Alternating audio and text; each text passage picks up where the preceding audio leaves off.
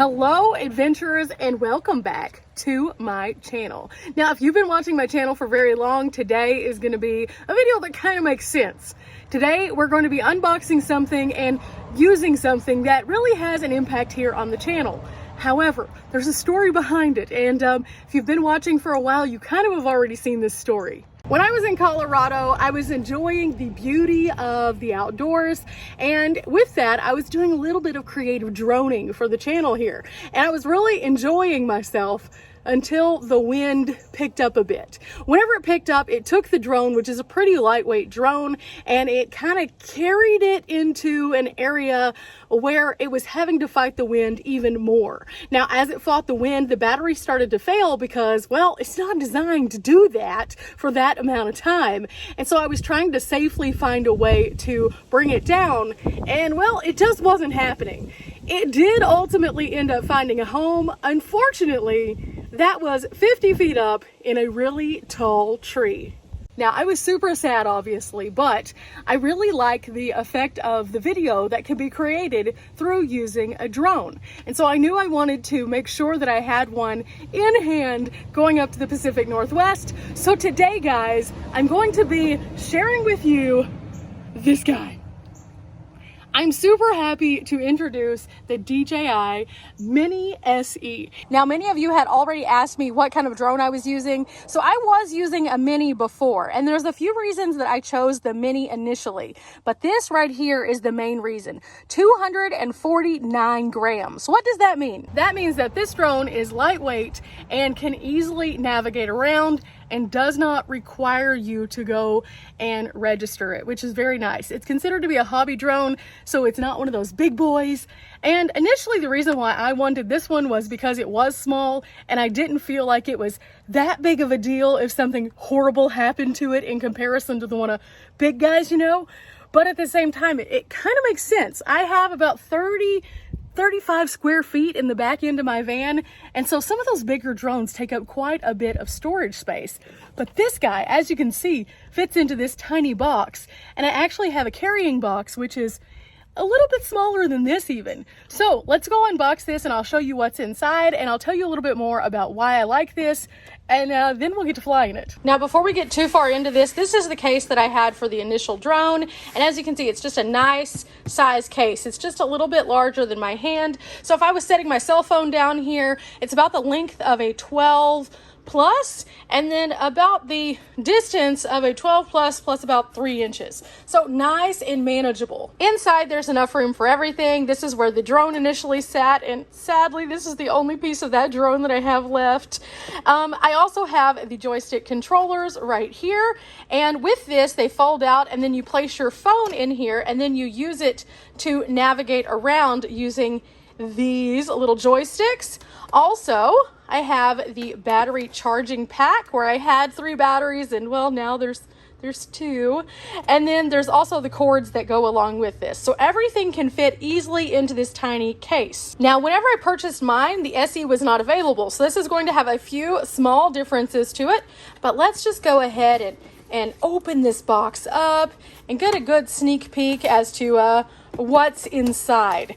Now, this is the SE. Now, a couple things I noticed immediately that are different than the original Mini. These tiny little blades that it flies by, these have orange tips on them. That is different than the last one. I'm not sure if it makes a big difference or if it's just an improved feature, but everything else looks very, very similar. Now, the reason why I like this one is because, do you see how small this thing is? It's tiny.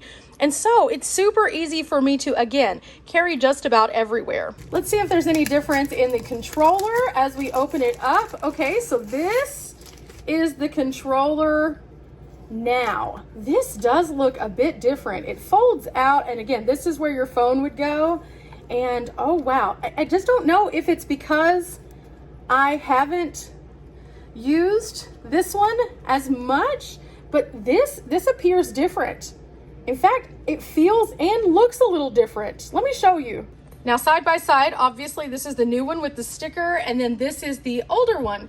Now let's go ahead and remove this sticker just to see if the logoing is in the same place even. Okay, the logoing is the same. It just looks a bit different. I'm not sure how to explain it. It looks side by side. Let's see. Huh. This one appears maybe a bit more square. I don't know. Something is slightly different about this one than this one. And I just can't place it even looking at them side by side. But it just, to the feel, is a bit different. Interesting. Now inside this little box, we have a few things also. So we have a cord, and then we have, what is this? Okay. These are some more of our propellers. So some more of our little blades. So they have replacement parts. Another cord. Okay. Interesting. Anything else in there? Yep. This box is tiny but mighty. It just keeps on going. Here we have a tool so that we can do some repair work on our blades. And let's see, more stuff. Okay, these are our connector cords. So these are the connector cords that you can use for various phones so that you can use it with this unit. And yeah, I'm still trying to find the actual screw ends though for the joystick aspect of this. There they are, just where they're supposed to be. I don't know why I didn't think about looking at this. There they are right inside this little fold down area. Yeah, so everything is accounted for and present and very similar to what I received in my last box with the old drone. Now, I will say this, when I ordered the last drone, I ordered a different kind of box. So I have the blade protector that are like the little things that go around the blades, and they're really good, especially whenever you're first getting used to flying the drone. And then also that bigger battery pack. So I had 3 batteries. So you're probably asking yourself right now, where is the battery? You have to have a battery. Oh wait, it's there. As we're looking at the drone itself, the battery is actually attached inside its little port back here. So I'm gonna go ahead and show you how this works whenever you're using this particular drone. All you do is you pull out one set of legs and then the other set of legs will flip down. Now there is a little piece right here that we need to remove first, and this is just securing everything so nothing flops around. After we secure that part, then we'll be able to move these little legs.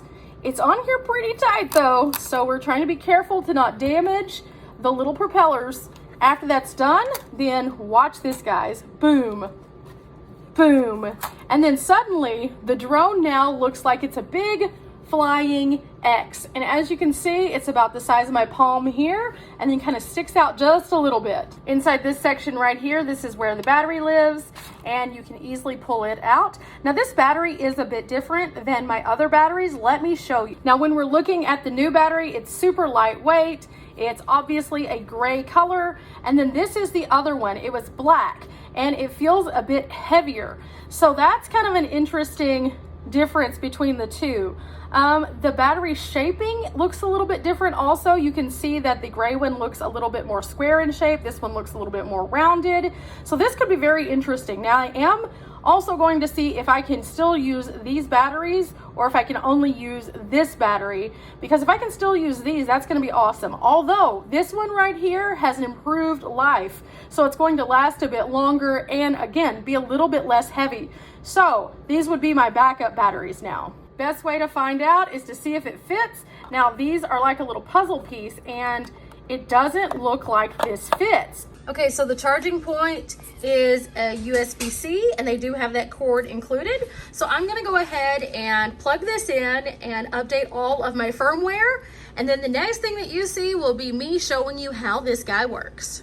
Okay guys, I'm gonna go try out the drone. I'm super excited. We are at a campsite that has a beautiful view, and this is a perfect time to see what it can do. Now, I am really hesitant about flying it because obviously trees, but there's a nice clear shot of the river. So let's go see what it looks like and also do a little bit of other stuff. And I'll try to show you what it kind of looks like as we're learning also, so you can kind of get an idea as to what it is to have a drone and also what it takes to make some of the shots possible. So yeah, here's this.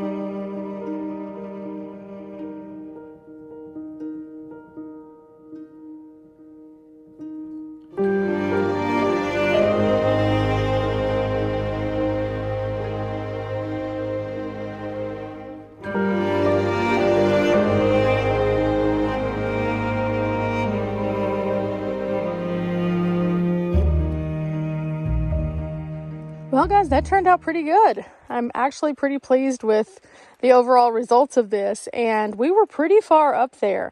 Now, one thing that I did notice was that I didn't have the best connectivity in the location that I am. I have no cell service, so I did get a little bit of a warning whenever I first turned it on, and that can be expected. It says that without being able to connect to some form of cellular service to check things out, you only can fly it about 10 times. So keep that in mind if you're going to be flying this guy kind of in more remote spaces. Also, I was super happy that I did go ahead and update the firmware as soon as I purchased it, because that just brought me to a place where I could in fact fly and get some of the shots that you just saw. I wanted to try a few different things. By no means are these the fanciest of shots. These were pretty basic. I didn't use any of the program modes. Now, in the 3 program modes, the one that I have used previously was the one that actually just circles me and does this, and you can click your subject. But also there are a couple of others, and I hope to explore those in some future use of this on the channel. I'm really excited because now we're back to capturing beautiful views on the road. So now that we have officially tried it out, I'm pretty pleased with what we ended up with, and I can't wait to fly it a little bit more. Now, there are a few things that you need to know if you're interested in getting a drone.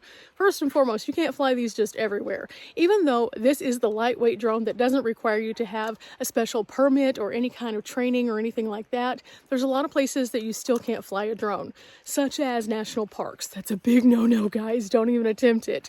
Also, check state parks before you fly, because some say you can, some say you can't. There's a lot of other public lands that you can fly on. You just need to check to make sure they are drone appropriate and kind of learn the rules around you before you pop one of these guys up. I'm super excited though, and now we will have so many more beautiful drone shots here on the channel and some really fun things coming. If you've enjoyed checking out this particular DJI Mini SE with me today and doing this test and also seeing what's in the box, then please leave a thumbs up, hit the subscribe button, and leave in the comments below what you would like to see me sharing with this guy. Until next time, guys, bye!